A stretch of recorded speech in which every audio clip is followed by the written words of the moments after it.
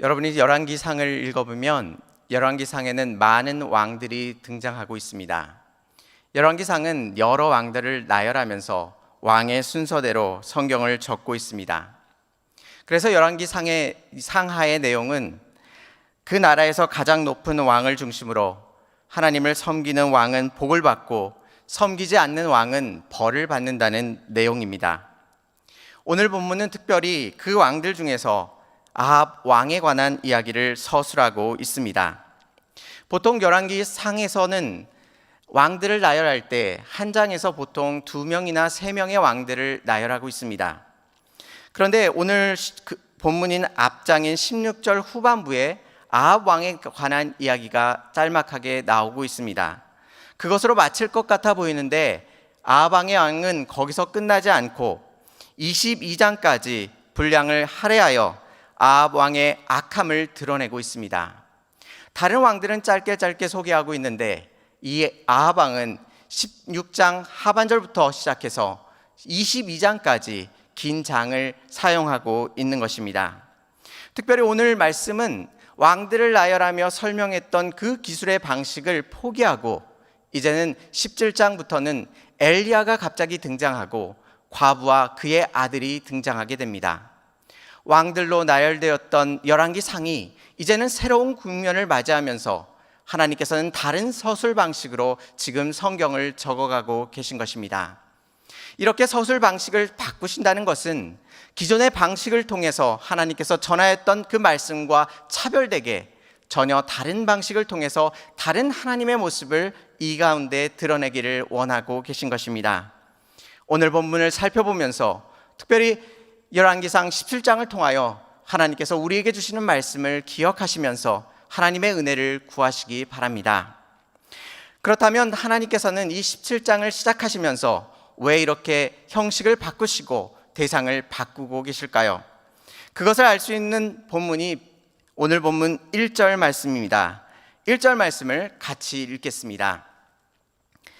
길르앗에 우거하는 자 중에 디셉 사람 엘리야가 아합에게 말하되 내가 섬기는 이스라엘의 하나님 여호와께서 살아계심을 두고 맹세하노니 내 말이 없으면 수년 동안 비도 이슬도 있지 아니하리라 하니라 라고 말씀하고 있습니다. 하나님께서 지금 결정하신 것이 무엇입니까? 아합 왕을 벌 주시기 위하여 하나님께서 지금 결정하신 것이 무엇이죠? 가뭄을 내리시기를 결정하셨습니다. 수년 동안 비도 내리지 않고 이슬도 내리지 않는 이 가뭄을 선택하신 것입니다. 우리는 왜 가뭄을 선택했는가를 고민해 보았을 때 먼저 생각나는 것은 아합이 북이스라엘의 가장 악한 왕이었는데요, 하나님께서 그를 벌하시기 위하여 고통받게 하기 위하여 가뭄을 허락하여 주셨을 것입니다. 그런데 오늘 본문을 찬찬히 살펴보면요, 단순히 그를 벌하기 위하여 가뭄을 선택하신 것이 아님을 알 수 있습니다. 하나님께서는 이 가뭄을 통하여 더 큰 일을 나타내시고자 하였던 것입니다. 오늘 17장 앞에 나오는 열왕기상 16장 31절에서 32절까지의 말씀에서는 이렇게 말씀하십니다. 엣바알의 딸 이세벨을 아내로 삼고 가서 바알을 섬겨 예배하고 사마리아에 건축한 바알의 신전 안에 바알을 위하여 제단을 쌓고라고 말하고 있습니다. 지금 아합 왕뿐만 아니라 이스라엘 백성은 어떻게 하고 있습니까? 바알을 섬기며 바알 앞에 예배를 드리고 있습니다. 성전 안에 바알을 위하여 제단을 쌓고 바알을 위하여 제사를 지내고 있는 것입니다. 마땅히 이스라엘 백성은 하나님을 섬기며 하나님만을 바라보며 그렇게 살아가야 할 것 같아 보이는데 이들은 하나님을 다 잊어버리고 바알을 마치 자신이 애굽에서 이끌어온 것처럼 그렇게 착각하고 바알을 섬기고 있는 것입니다. 그런데 왜 이스라엘 백성은 이렇게 전능하신 하나님을 바라보지 아니하고 바알의 마음에 빼앗긴 것일까요? 바알의 모습을 한번 찾아보았습니다. 인터넷을 찾아봤더니 바알의 신상이 발견되었습니다. 여러분 앞에서 보이시나요? 바알의 신상의 모습인데요, 양손에 들고 있는 것이 있습니다. 위로 치켜든 것은 무엇인 것 같아 보입니까? 창입니다. 그리고 그 앞쪽에 다른 손으로 쥐고 있는 것은 번개입니다. 그래서 바알을 상징하는 것은 바로 풍요와 폭풍 후 비를 상징하고 있습니다. 바알이 그래서 비를 내려줌으로 인하여 충만한 많은 수확을 얻을 수 있고 풍족하게 살아갈 수 있음을 그들은 확신했던 것입니다.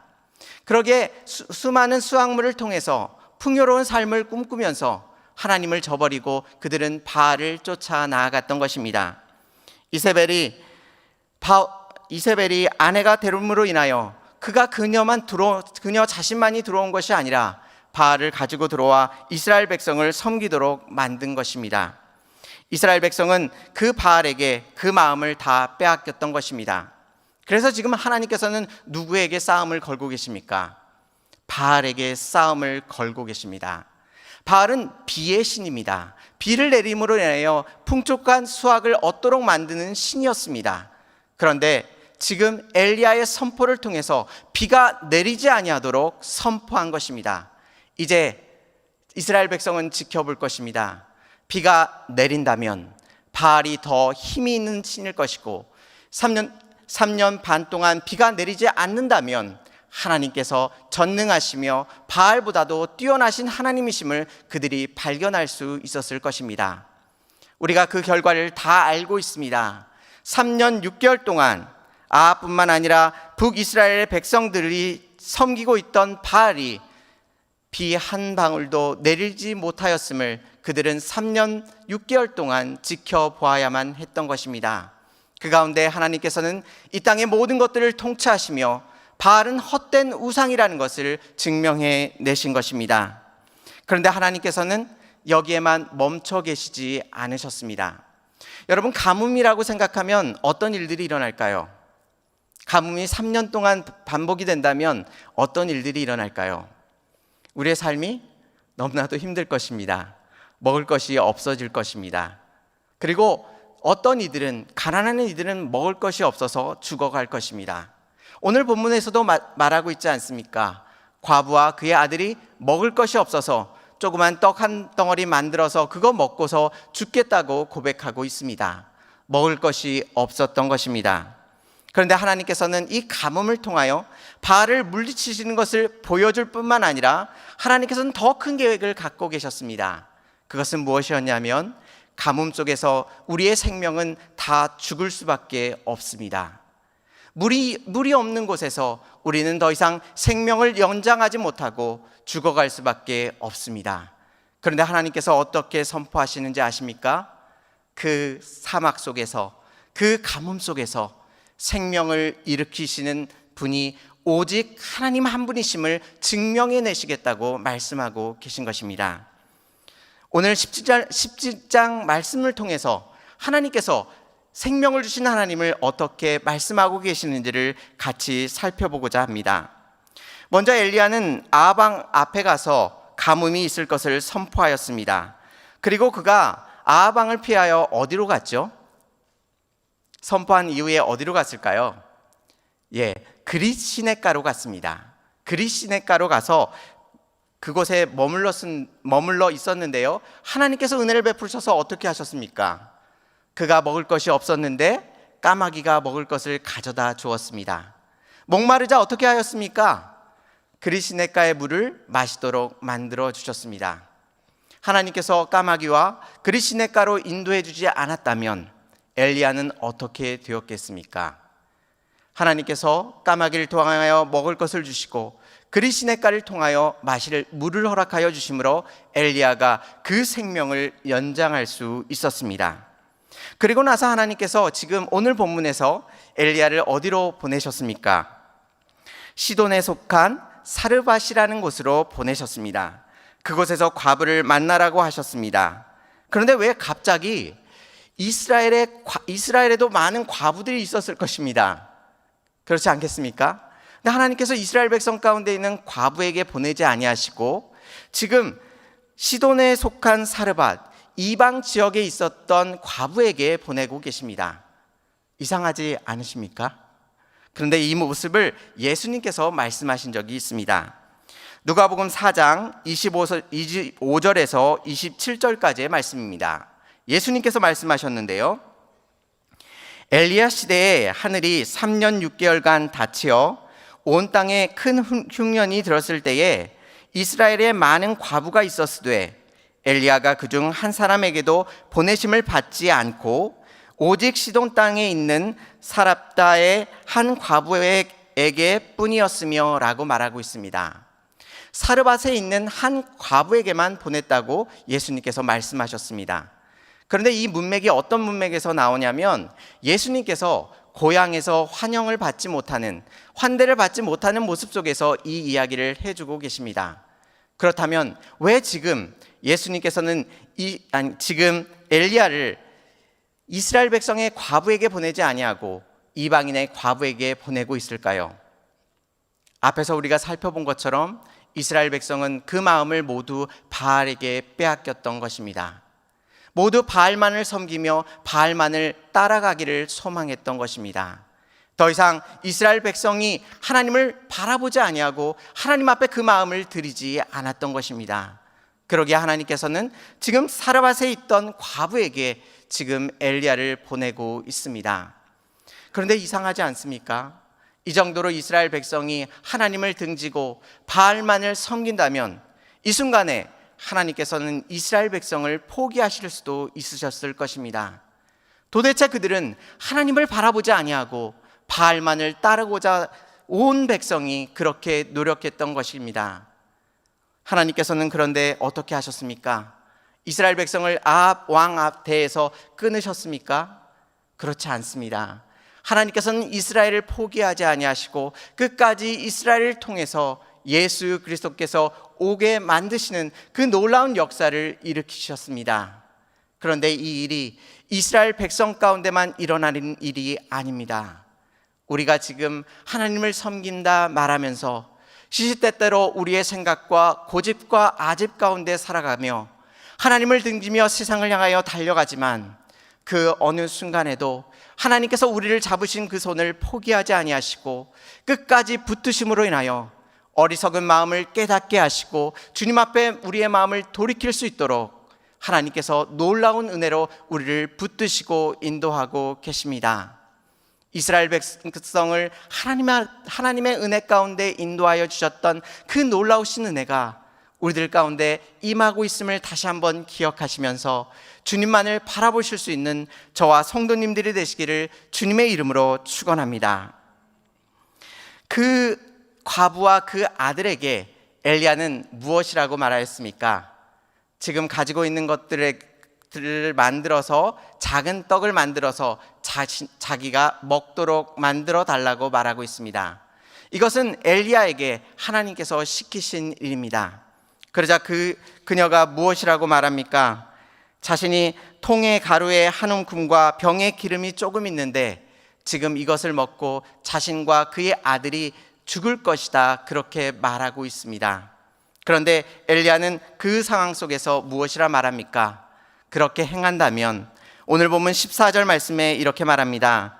이스라엘의 하나님 여호와의 말씀이 내 여호와가 비를 지면에 내리는 날까지 그 통에 가루가 떨어지지 아니하고 그 병에 기름이 없어지지 아니하리라 말씀하십니다. 하나님께서 그 마음, 떡을 만들어서 엘리야를 섬기는 그 마음을 기쁘게 여기셔서 지금 누구의 생명을 다시 살리시고 계십니까? 이 과부와 그의 아들을 살리고 계시는 모습을 살펴볼 수 있습니다. 가뭄 속에서 이 과부와 그 아들은 죽어버릴 수밖에 없었습니다. 그런데 하나님께서 큰 은혜를 허락하여 주심으로 인하여 그 과부와 그 아들이 통에 가루가 떨어지지 아니하도록 병에 기름이 떨어지지 아니하도록 하나님께서 은혜를 베풀어 주신 것입니다. 그리고 오늘 사건 이후에 또 무슨 사건이 일어납니까? 그의 아들이 죽게 됩니다. 그런데 엘리야가 기도하여 그 아들을 살려냅니다. 이제 다시 완전히 죽었던 그 아들을 살리시는 거룩하신 하나님을 발견하게 됩니다.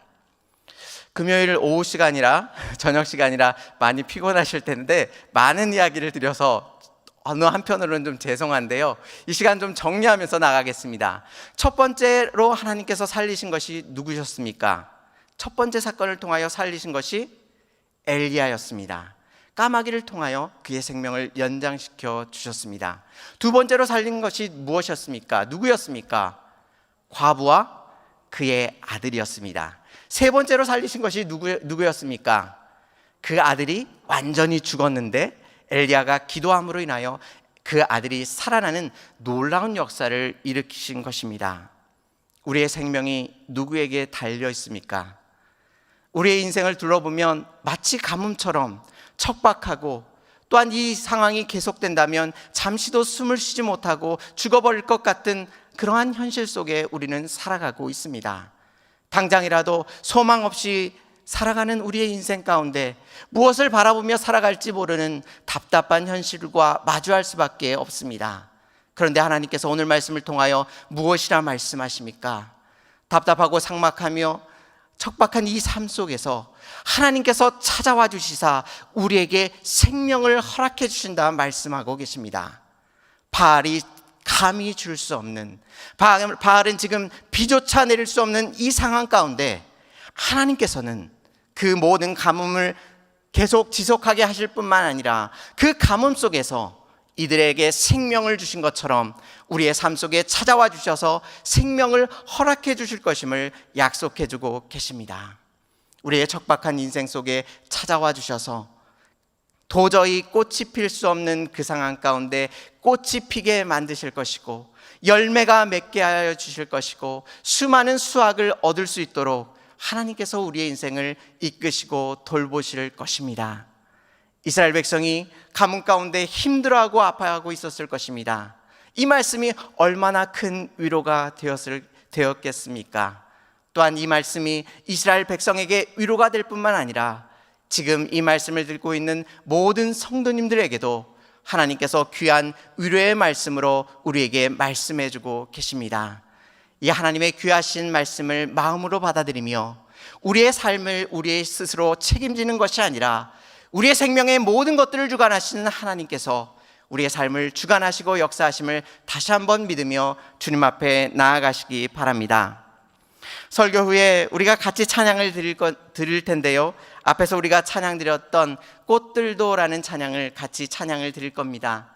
저는 설교를 준비하면서 어떤 찬양을 마지막에 부를까를 많이 고민했습니다. 3일 동안 고민했습니다. 하나님께서 정확하게 이 곡도 아니고 저 곡도 아니고 3일 동안 고민하였습니다. 근데 어제 저녁에 설교를 준비하면서 이 찬양의 말씀을 주셨습니다.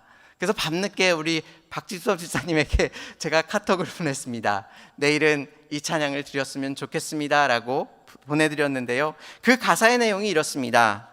이곳에 생명샘 솟아나 눈물 골짝 지나갈 때에 머자나 열매 맺히고 웃음소리 넘쳐나리라.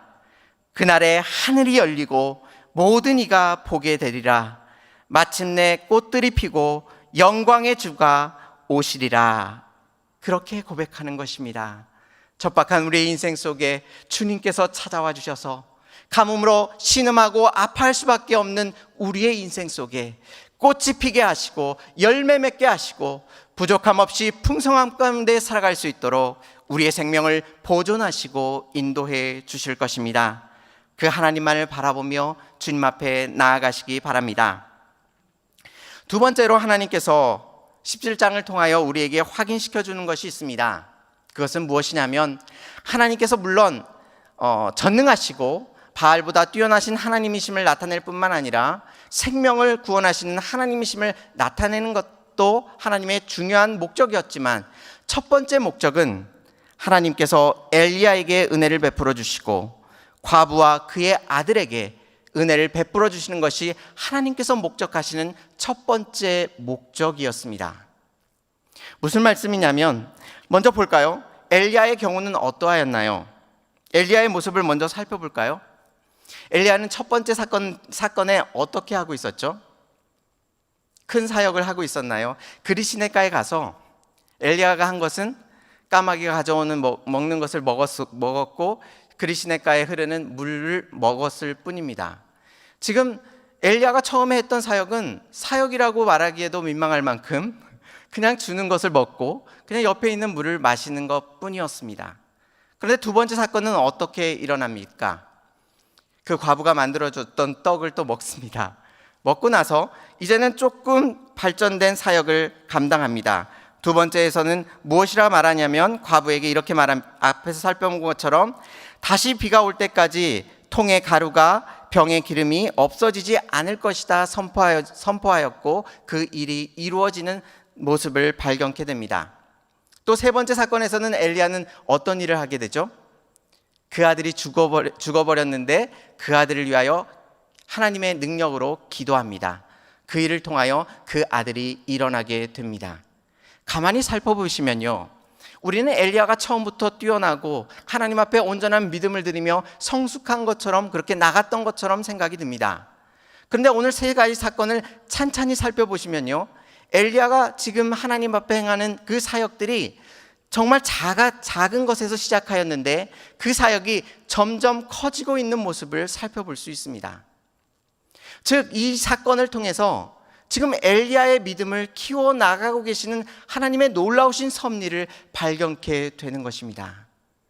하나님께서 가뭄을 왜 내리셨습니까? 라는 이 질문 가운데 우리가 답변할 수 있는 한 가지 질문은 엘리야를 위하여 이 가뭄을 내리셨습니다.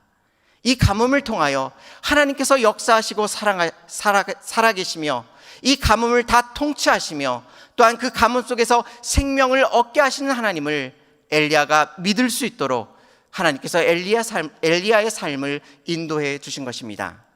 두 번째로 그 과부와 그 아들을 통하여 어떤 일을 일으키십니까? 그 과부와 아들을 통하여 24절의 말씀을 고백하게 합니다. 24절의 말씀을 같이 읽겠습니다.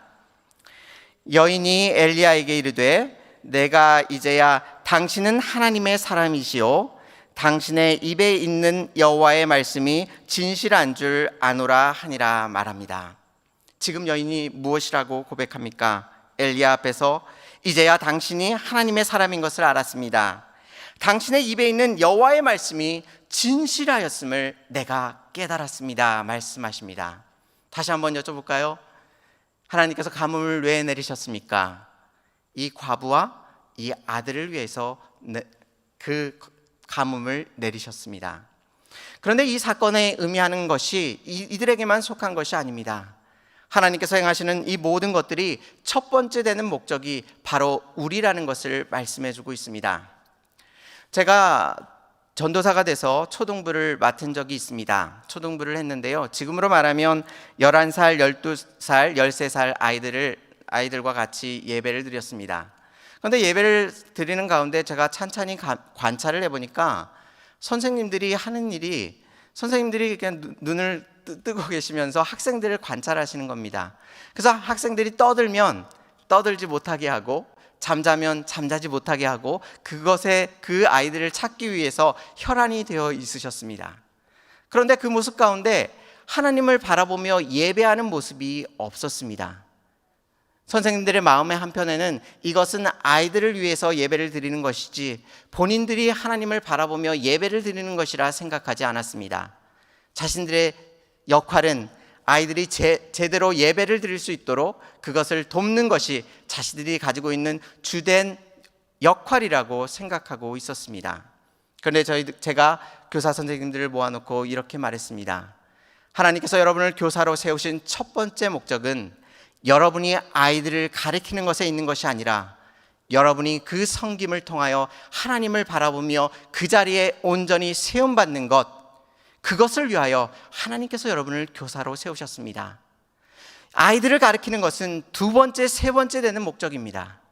여러분이 먼저 예배자로서 하나님 앞에 온전히 세움받아야 하며 예배자로서 하나님 앞에 더욱 가까이 나아가야 하고 아이들을 가르칠 때에 아이들의 순수한 마음을 통해서 내 마음을 변화시키며 아이들을 통하여 하나님께서 말씀하시는 그 음성을 들으며 주님 앞에 나아가는 것이 하나님께서 목적하시는 첫 번째 목적입니다 라고 선생님들에게 말씀을 드렸습니다. 그런데 조금 변화가 일어나기 시작했습니다.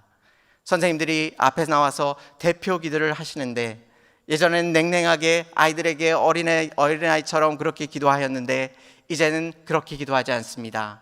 마음과 정성과 뜻을 다해서 하나님 앞에 간절히 기도합니다. 어떤 교사 선생님은 대표 기도를 하면서 하나님을 향하여 눈물을 흘리며 아이들 앞에서 뜨겁게 기도하게 되었습니다. 또 그렇게 초등부에서 열심히 하나님을 예배하였더니 지나가던 권사님이 갑자기 초등부에 들어오셔서 같이 예배를 드리기 시작하였습니다. 그분이 한 주만 같이 예배를 드리는 것이 아니라 그 후로 계속 초등부 예배 가운데 나오셔서 하나님을 예배하고 하나님을 높여드리는 놀라운 일들이 일어나게 된 것입니다. 아이들만을 드리는 예배라고 생각하였는데 그것이 내가 하나님께서 나를 부르신 그 자리임을 깨달았을 때에 그 자리 가운데 임하시는 하나님의 놀라우신 은혜와 사랑을 경험하게 된 것입니다. 여러분을 부모로 세우신 첫 번째 목적이 무엇이겠습니까? 아이들을 양육하는 데 있을까요? 그렇지 않습니다. 하나님께서 여러분을 부모로 세우신 목적은 아이를 기름으로 인하여 하나님께서 여러분을 얼마나 사랑하시는지를 깨닫게 하시는 것이고, 또한 아이들을 섬김을 통하여 내 자신이 높아졌던 그것을 낮추며 하나님 앞에 겸손히 살아가라고 내게 부르짖는 것이며, 못난 내 성질이 드러나 아이들을 구박하고 꾸중하는 것이 아니라 참고 인내함으로 아이들을 격려하며 나아갈 수 있도록 하나님께서 내 인격을 다듬으시고 역사하시기 위하여 아이들을 우리에게 주신 것입니다. 하나님께서 우리 자신이 최종적인 목적인 것을 기억하시기 바랍니다. 각 기관에서 섬기는 것도 마찬가지입니다. 예를 들어 새가족부로 우리가 섬길 때에 새가족을 섬기는 것에 최종적인 목적을 둔다면 왜곡된 신앙을 갖게 됩니다. 그 가운데 우리가 첫 번째로 목적 삼아야 할 것은 하나님께서 내가 새가족을 섬김으로 인하여 그 자리에서 새가족을 통하여 내가 하나님을 향한 그 첫사랑을 회복하기를 원하시고, 또한 섬김의 모습을 통하여 예수 그리스도께서 나를 얼마나 사랑하시는지를 다시 한번 깨달으며 내 마음을 돌이키고 하나님 앞에 더욱 가까이 나아가게 하기 위하여 하나님께서 그 직분을 맡기시는 것입니다. 하나님께서 어떤 일을 행하시든 간에 여러분이 최종적인 목적인 것을 기억하시기 바랍니다. 하나님께서 우리의 인생을 이 세상의 그 어떤 피조물보다도 귀하게 소중하게 생각하십니다. 엘리야를 위하여 가뭄을 내리셨습니다. 과부와 그의 아들을 위하여 가뭄을 내리셨습니다. 그 일을 통하여 생명을 주관하시는 것이 오직 여호와 하나님이심을 하나님께서 그들에게 나타내 보여주신 것입니다. 또한 세 번째로 우리가 마지막으로 생각해 볼 것은 엘리야의 말대로 가뭄이 북이스라엘을 괴롭게 만들었습니다. 아방은 엘리야를 찾아 죽이려고 하였습니다. 자신의 모든 정보력과 군사력을 동원하여 엘리야를 찾았을 것입니다. 그런데 엘리야를 찾지 못하였습니다. 왜 못 찾았을까요? 한번 생각해 보신 적 있습니까? 엘리야를 찾아서 죽이면 가뭄이 끊질 것 같은데 왜 엘리야를 찾지 못하였을까요? 엘리야는 그렇게 잘 도망가는 사람이었을까요? 제가 지도를 하나 준비하였습니다. 지도를 보시면 사르밧의 위치를 발견하실 수 있으신가요? 중앙의 위쪽에 보시면 시돈과 두로 사이에 사르밧이라는 곳이 있습니다. 시돈과 두로 사이에 사르밧이라는 곳이 있었는데요, 이쪽을 보시면 해변가를 제외하고 그 윗부분은 대부분이 북이스라엘입니다. 그러니까 북이스라엘과 너무나도 가까운 곳에 이방 지역이었지만 너무나도 가까운 지역에 있었던 것이 바로 사르밧이었습니다. 그러니까 아합 왕은 이렇게 가까운 곳에 도망갔을 것이라고는 상상도 못했던 것입니다. 자신이 잡아서 지금 엘리야를 죽인다고 생각한다면 엘리야는 저 멀리 어딘가 도망갔을 것이라고 생각했는데 하나님께서는 시돈에 속한 사르밧으로 지금 엘리야를 보내셨던 것입니다. 그런데 하나님께서는 마치 인간적으로 보자면 아합이 너무 가까운 곳이어서 찾지 못하였습니다. 그런데 하나님께서는 이보다도 더 큰 계획을 갖고 계셨습니다. 왜 엘리야를 이 사르밧이라는 지역으로 보내셨을까요? 왜 보내셨을까요? 우리가 앞에서 살펴본 것처럼 이세벨의 출생 지역이 바로 시돈이었습니다. 근데 오늘 본문을 보면 시돈에 속한 사르밧이라고 말씀하고 있습니다. 그렇다고 한다면 이 사르밧에서는 지금 누구를 섬기고 있겠습니까?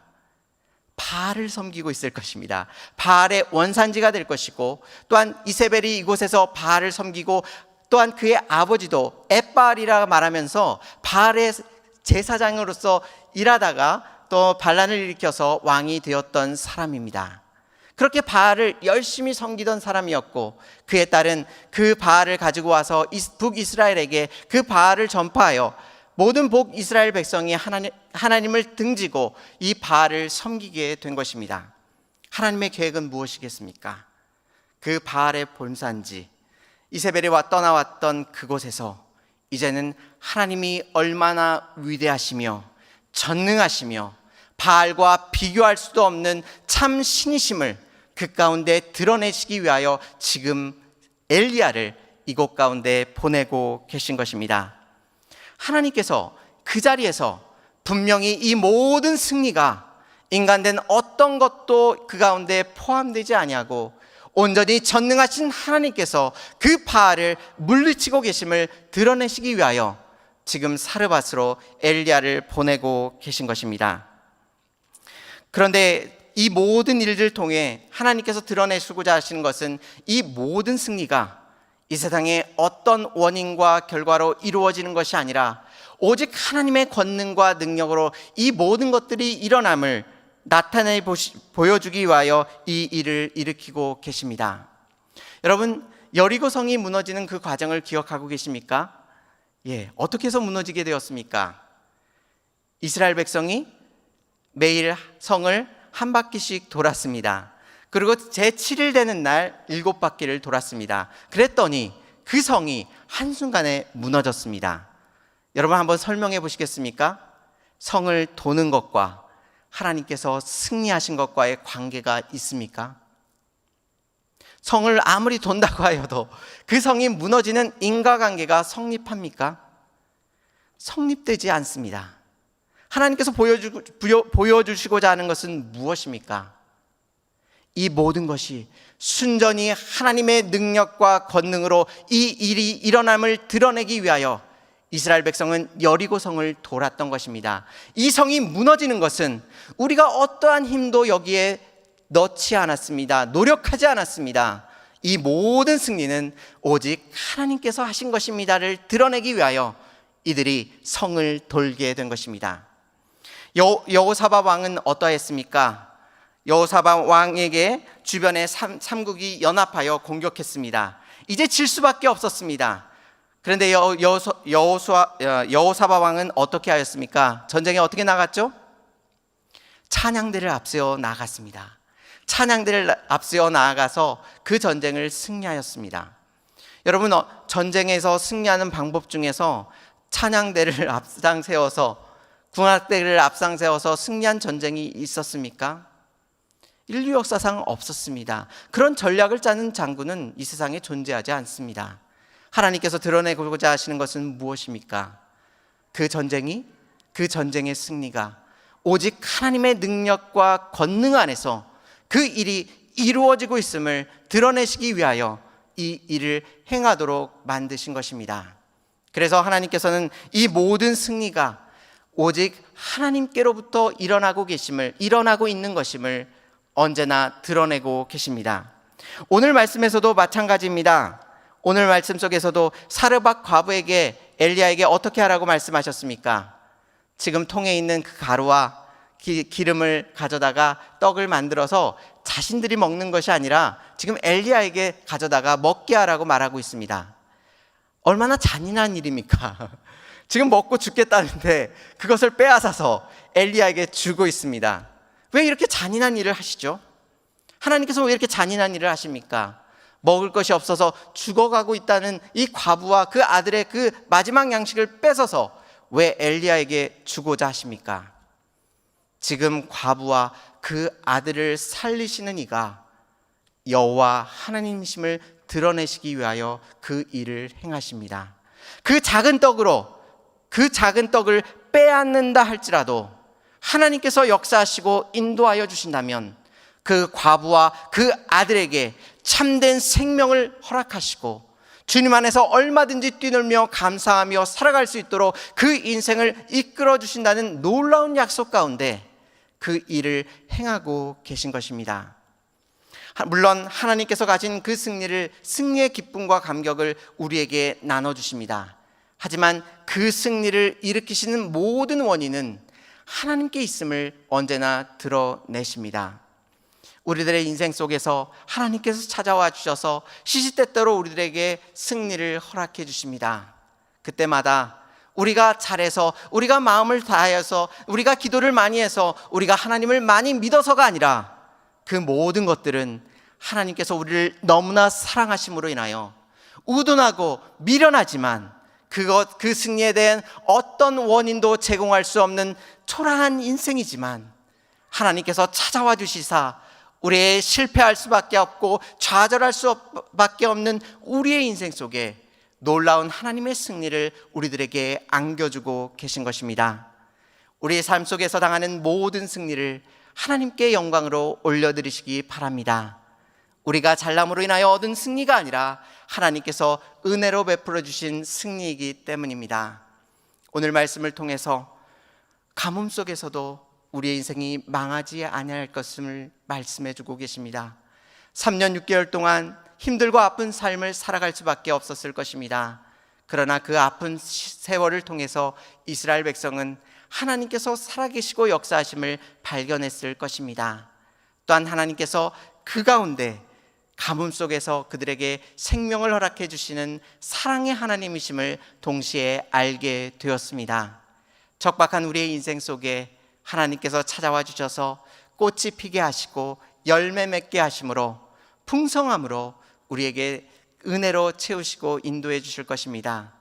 우리의 인생이 아무리 힘들고 아프고 괴롭다 할지라도 실망하거나 좌절하지 마시고 잠시 잠깐 지나간 고난과 아픔일 뿐 그 모든 것들을 뛰어넘어 우리에게 생명을 허락하시며 그 어떤 신보다도 뛰어나신 참신이신 하나님께서 우리의 삶을 붙드시고 인도하심을 다시 한번 기억하시며 주님만을 따라가실 수 있는 저와 성도님들이 되시기를 주님의 이름으로 축원합니다.